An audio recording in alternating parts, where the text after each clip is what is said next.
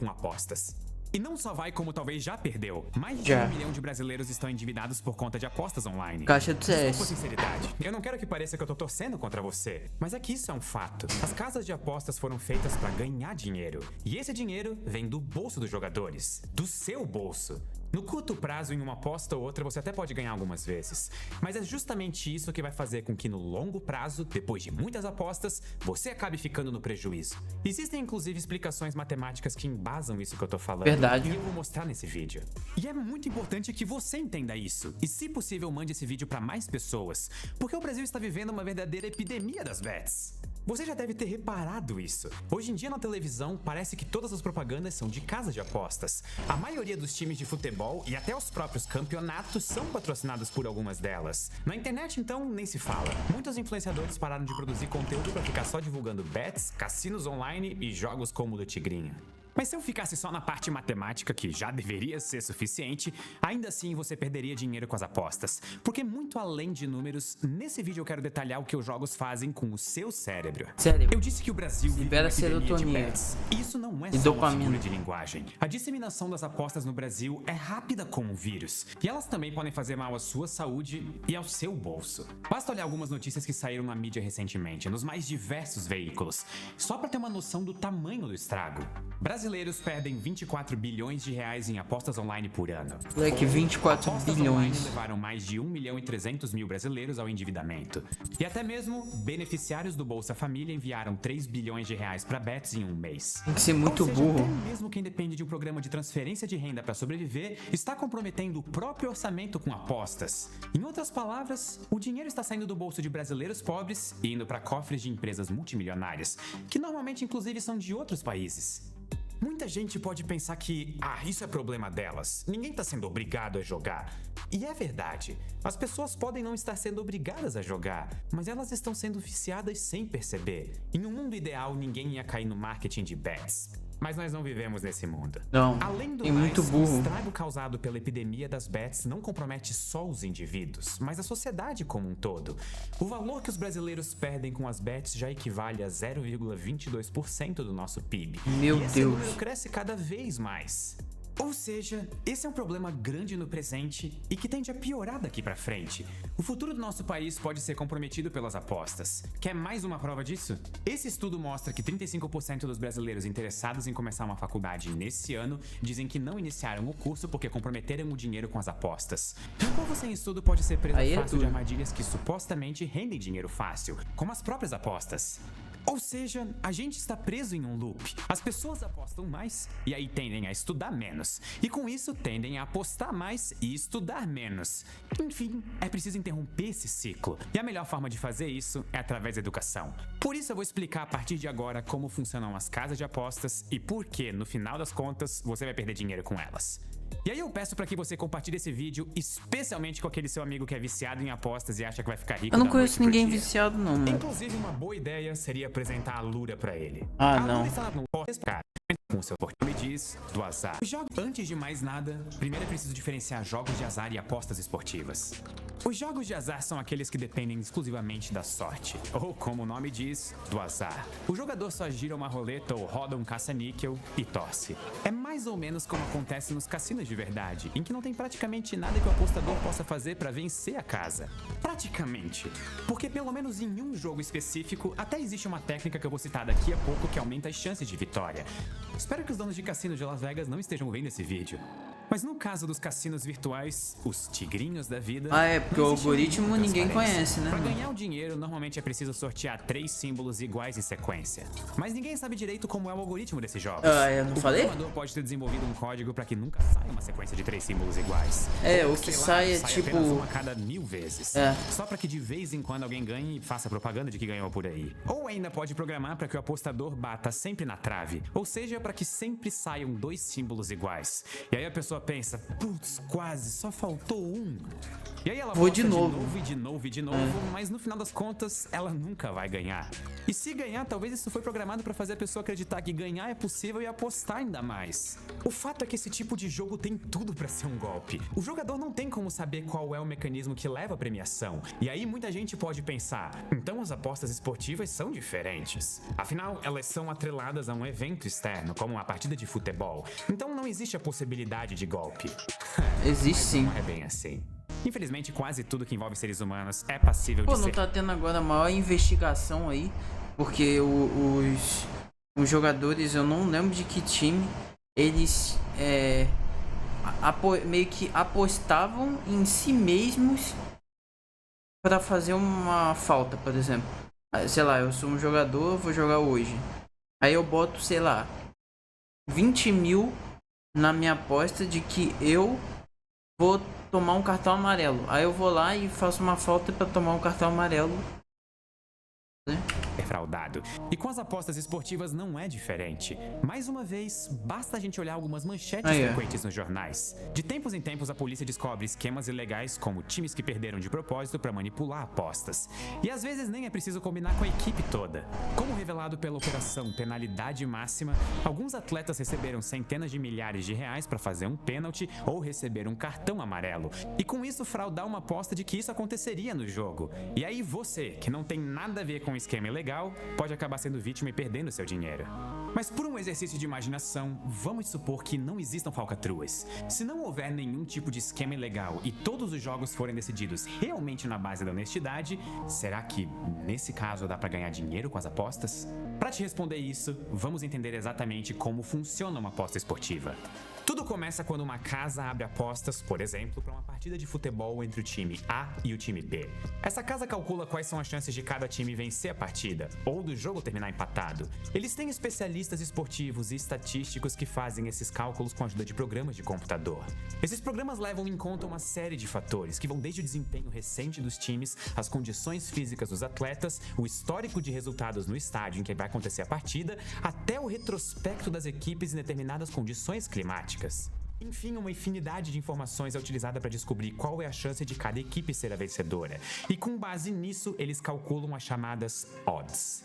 A odd é o fator de multiplicação do dinheiro apostado em caso de acerto. Ou seja, uma odd de 1,5 significa que, caso você vença, o valor apostado vai ser multiplicado por 1,5. Então, se você apostar R$1.000 em um resultado de odd 1,5, você pode receber R$1.500.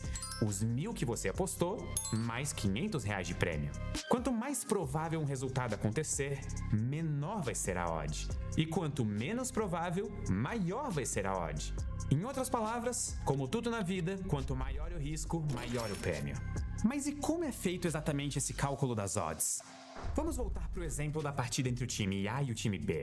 Vamos supor que os especialistas da casa de apostas, ao analisar todas aquelas variáveis que eu citei agora há pouco, consideram que o time A é o grande favorito e ele tem 90% de chance de vencer o jogo. Para calcular a odd, é só dividir 100 pela porcentagem de chance de vitória. Ou seja, 100 dividido por 90, o que dá igual a mais ou menos 1,11. Então, nesse caso, teoricamente, a odd vai ser de 1,11. Guarda bem esse teoricamente, que daqui a pouco eu vou explicar por quê. O fato é que, com esse conceito, a gente consegue entender quais são as probabilidades de qualquer resultado esportivo acontecer na opinião de uma casa de apostas. É só fazer o cálculo inverso. Se você vê que uma determinada odd é de 1,11, isso quer dizer que, para os especialistas daquela casa, a chance de esse resultado acontecer é de 90%. E isso é possível não só numa partida que envolva apenas 2 times, mas até em um torneio inteiro. Por exemplo, o Campeonato Brasileiro possui 20 times. E antes mesmo dele começar, já é possível apostar qual clube você acha que vai ser campeão. Os grandes times, que têm os melhores jogadores, costumam oferecer odds muito baixas, porque eles são favoritos. Já os azarões, que são aqueles times que ninguém bota muita fé, oferecem odds altíssimas, às vezes de até 500. Ou seja, se alguém apostar R$1.000 nesse time e der a sorte de ele ser campeão, a pessoa pode faturar até R$500 mil.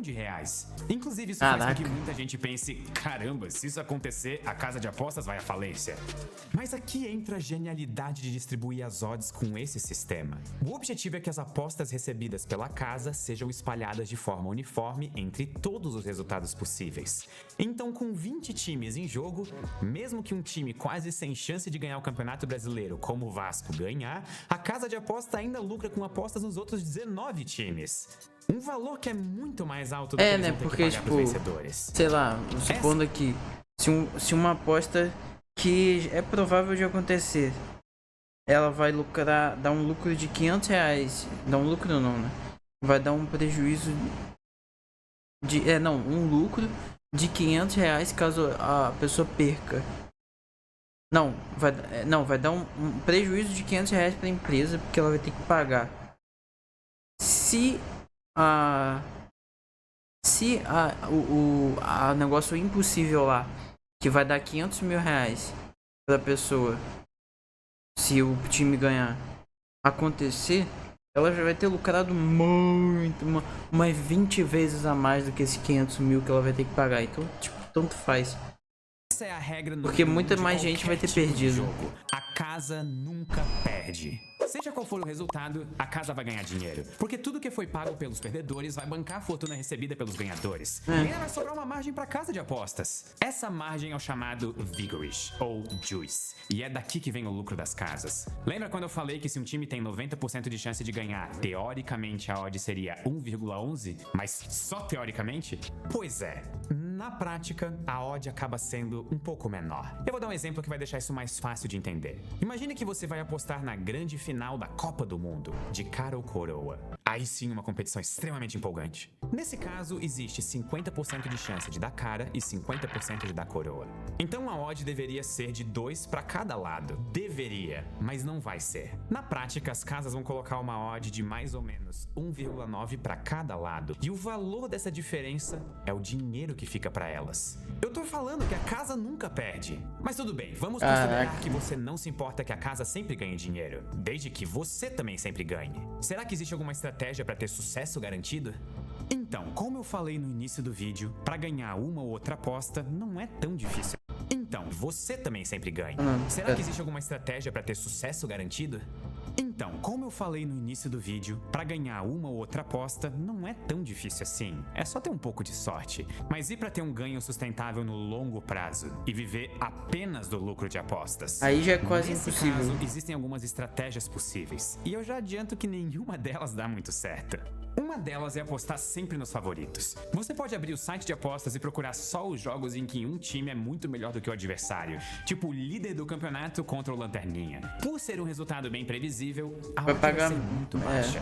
Por exemplo, 1,1. Então se você apostar R$ 1.000, vai ter um retorno de R$ 1.100. Acontece que essa estratégia não é sustentável no longo prazo, porque os lucros vão ser sempre muito baixos. Você vai multiplicar o seu valor de pouquinho em pouquinho, e basta que aconteça uma zebra, ou seja, que o time azarado ganhe uma única vez, o que alguma hora naturalmente vai acontecer, e pronto, todo o seu perdeu lucro vai por tudo. água abaixo. Fazer o contrário e apostar sempre no azarão é pior ainda. A odd realmente vai ser bem mais alta, tipo 5. Então uma aposta de R$ 1.000 poderia dar um retorno de R$ 5.000. E você até pode dar sorte de ganhar uma ou duas vezes. Mas isso não... É impossível que isso se repita durante muitas Senão a muitas odd não vezes. seria alta. Alguma hora você vai perder a aposta e todo o dinheiro acumulado vai embora.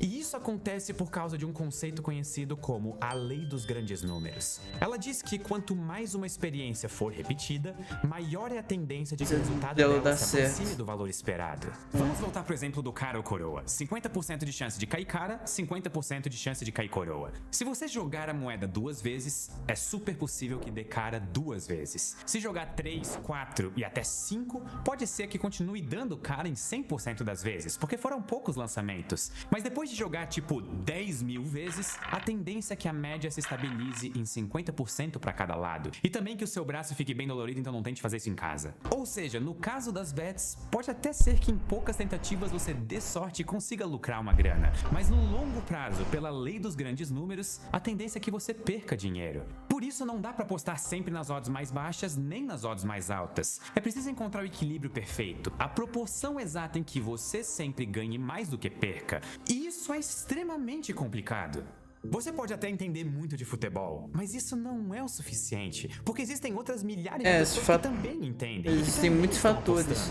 E toda essa sabedoria coletiva também é usada para que as próprias casas de apostas calculem as odds. Ou seja, no fundo, o próprio conhecimento dos apostadores ajuda a casa a ganhar. A casa nunca perde. Mas mesmo depois disso tudo, eu preciso admitir que existe sim um tipo de aposta esportiva em que a chance de lucro é de 100%. E eu estou falando da arbitragem, Quer apostar que o árbitro da partida vai fazer alguma merda? Brincadeira. Arbitragem é a prática de encontrar odds diferentes em casas de apostas diferentes. Por exemplo, vamos voltar mais uma vez pro jogo do time A contra o time B.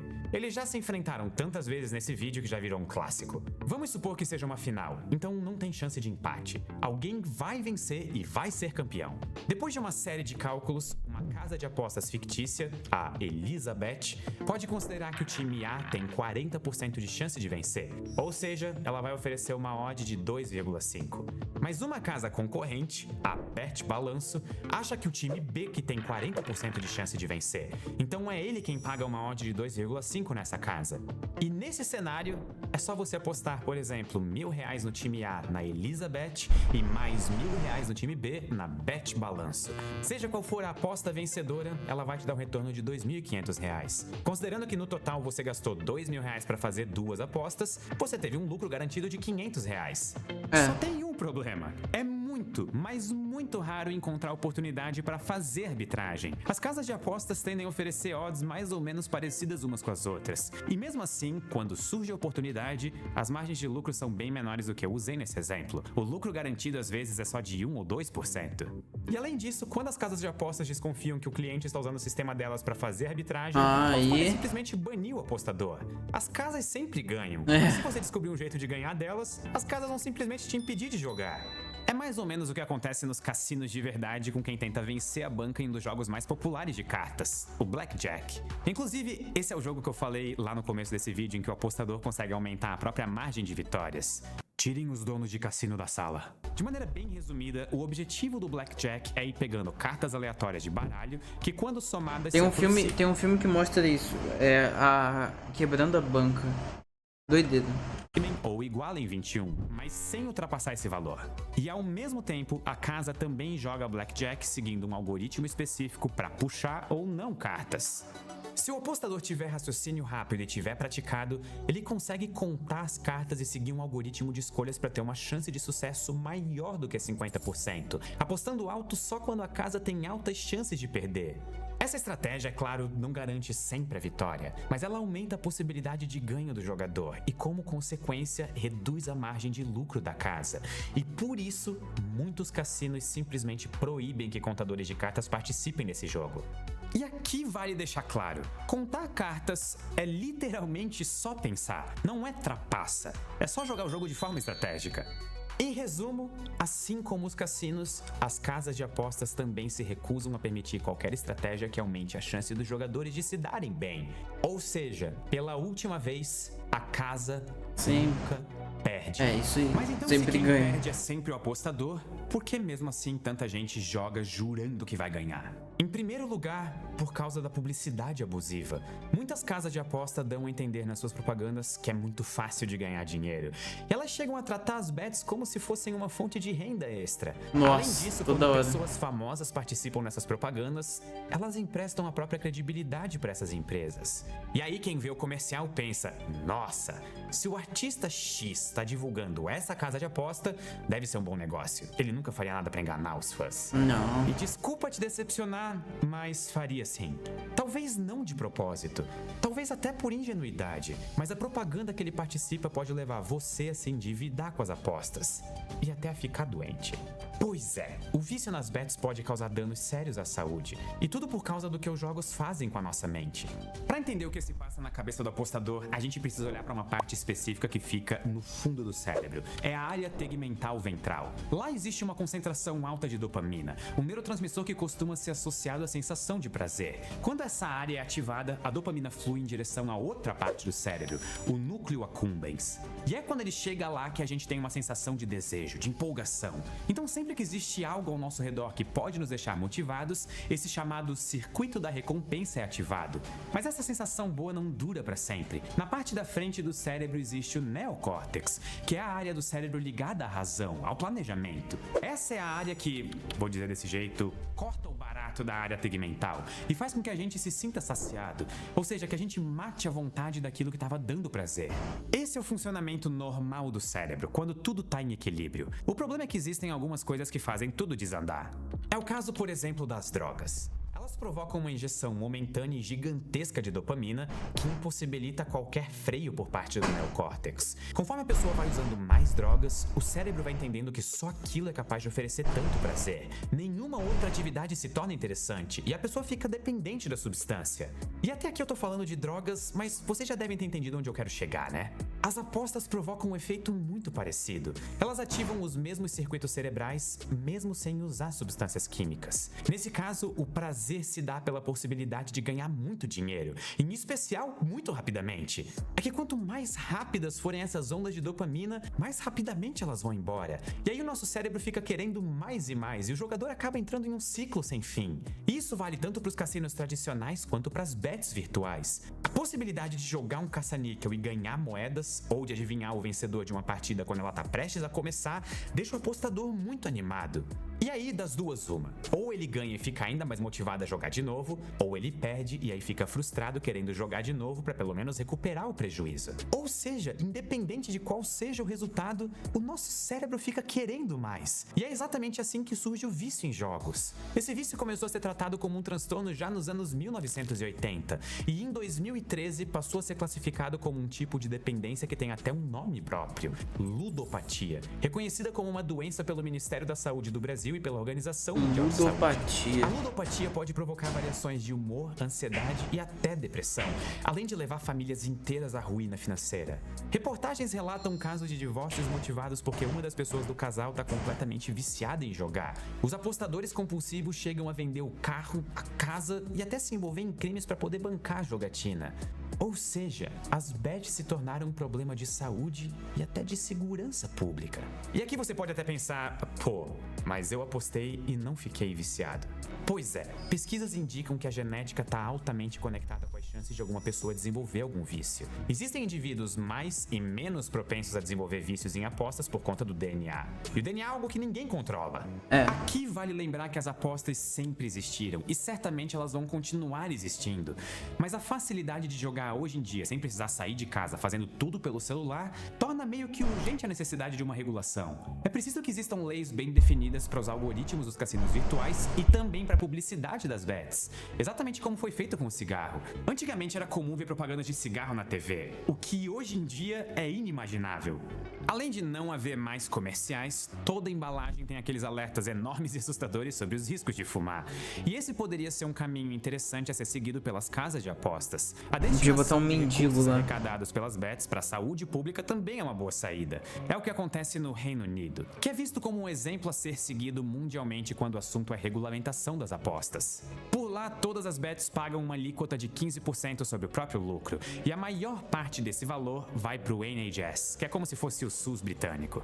Ou seja, não se trata de proibir, porque isso não funciona no mundo real, mas de conter os possíveis danos causados pelas bets e educar as pessoas sobre os malefícios que as apostas podem causar. Enquanto isso não acontece, é importante que cada pessoa seja responsável e ajude a tomar conta de si próprio, dos amigos e dos familiares.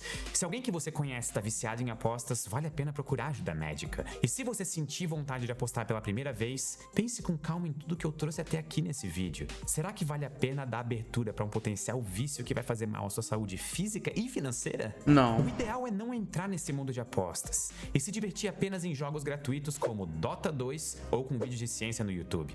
Mas em últimos casos, se você for uma pessoa muito responsável, maior de idade e quiser apostar só de vez em quando, lembre pelo menos de tomar uma série de cuidados. Aposte somente valores pequenos que não possam comprometer de nenhuma forma o seu orçamento. E tenha em vista que essa jamais deve ser tratada como uma fonte de renda. É apenas uma fonte de diversão, de perda de renda. E além de separar um valor pequeno, também dedique um tempo curto para essa atividade. Não perca horas do seu dia, nem dias da sua vida buscando formas de ganhar dinheiro fácil enquanto a vida passa lá fora. Em resumo, dedique o seu tempo a formas mais seguras e saudáveis de distração, ao lado das pessoas que realmente se importam com você. Não se deixe levar pelas promessas milagrosas de quem depende do seu prejuízo para poder lucrar. Afinal, como eu trouxe ao longo de todo esse vídeo, a biologia e a matemática mostram que as bets são um mau negócio para sua saúde e para o seu bolso. E você não vai querer apostar suas fichas contra a ciência. Não. Muito obrigado e até a próxima. Doideira, mano. Doideira.